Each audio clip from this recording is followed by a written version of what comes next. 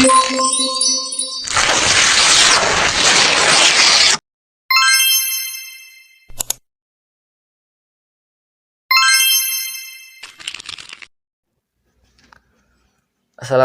warahmatullahi wabarakatuh. Sebelumnya perkenalkan, nama saya Rida Hafdi dengan NIM 2003200147. Jadi pada pertemuan di sini saya akan mencoba merangkum materi yang telah kami pelajari pada pertemuan pertama di mata kuliah perancangan usaha agribisnis, yaitu kami mempelajari mengenai konsep perencanaan bisnis. Jadi sebelum kita membahas lebih jauh, di sini saya akan memilah apa yang dimaksud dengan perencanaan dan apa yang dimaksud dengan bisnis.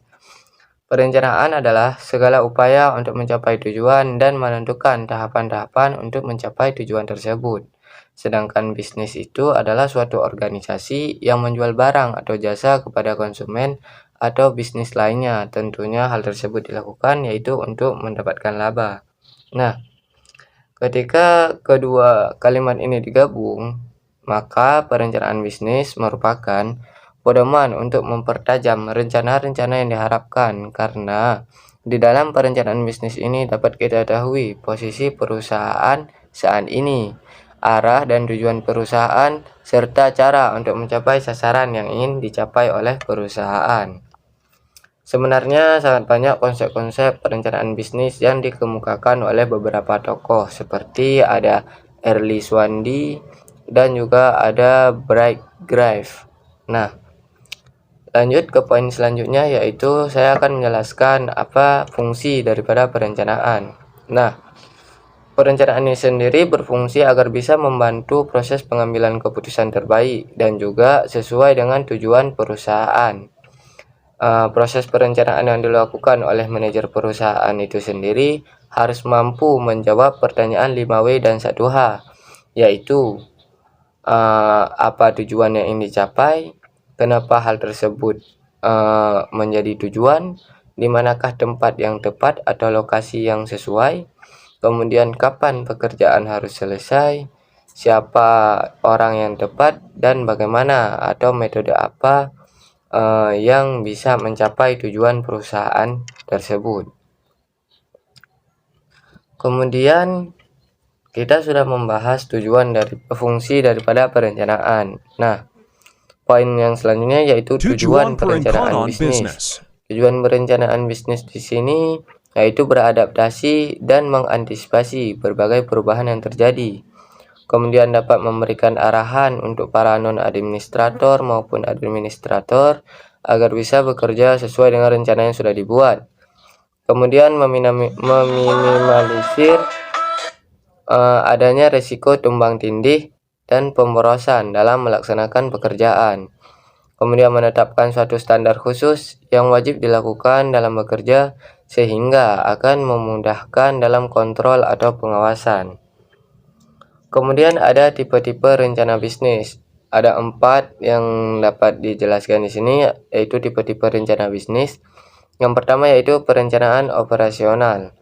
Tipe rencana bisnis 1 ini merupakan rencana bisnis yang bisa memberikan gambaran jelas tentang bagaimana sebuah perusahaan berjalan. Anda tetap bisa mengganti perencanaan ini apabila sewaktu-waktu hasil yang diberikan kurang efektif. Contoh daripada perencanaan operasional sendiri ini yaitu seperti standar operasional prosedur atau sering disebut dengan SOP. Kemudian yang kedua, tipe rencana bisnis yaitu perencanaan strategis. Nah, tipe perencanaan yang kedua ini yaitu sebuah rencana bisnis yang terdiri dari langkah-langkah strategis yang disusun untuk mencapai tujuan bisnis. Tipe perencanaan ini juga krusial karena bisa menentukan keputusan untuk jangka waktu yang panjang. Nah, contohnya sendiri yaitu seperti nilai-nilai perusahaan, visi misi perusahaan, dan lain sebagainya. Kemudian yang ketiga ada tipe perencanaan taktis yang sangat berguna untuk merealisasikan strategi usaha yang telah Anda rencanakan sebelumnya, seperti strategi pemasaran. Kemudian yang keempat dan terakhir ada perencanaan jangka panjang. Sebagaimana namanya, tipe perencanaan ini sangat berguna untuk rencana usaha jangka waktu yang lebih dari 1 tahun. Tujuannya tentu yaitu untuk memproyeksikan keberhasilan dari sebuah perusahaan dalam skala yang lebih besar seperti go internasional untuk mencapai IPO.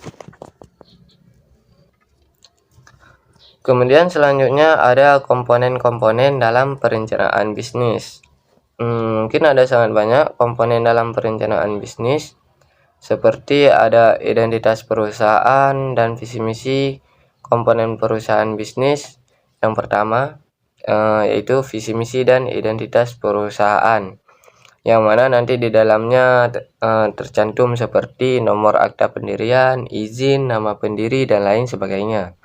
Kemudian yang kedua ada gambaran umum bisnis seperti jenis produk, bidang industri, orientasi, value bisnis, dan juga lain sebagainya. Kemudian ada target pasar, yaitu di mana siapa dan mengapa harus target itu yang harus kita targetkan. Kemudian yang keempat ada rincian produk seperti nama produk, komposisi, harga, dan deskripsi produk. Kemudian yang kelima ada rencana pemasaran. Yang keenam biaya operasional, merupakan komponen perencanaan bisnis yang sangat wajib untuk dicantumkan. Kemudian ada yang ketujuh perhitungan break even point atau sering disebut dengan BEP, yang merupakan suatu posisi saat total modal atau biaya yang keluar sama dengan jumlah penghasilan yang Anda dapatkan. Sederhananya BEP merupakan istilah balik modal. Kemudian yang kedelapan ada profitabilitas, di mana seperti yang kita ketahui tujuan pokok dari menjalankan suatu usaha adalah agar mendapatkan keuntungan. Nah, dengan menyusun rencana usaha, maka Anda bisa menghitung perkiraan profitabilitas perusahaan. Kemudian yang terakhir, daripada komponen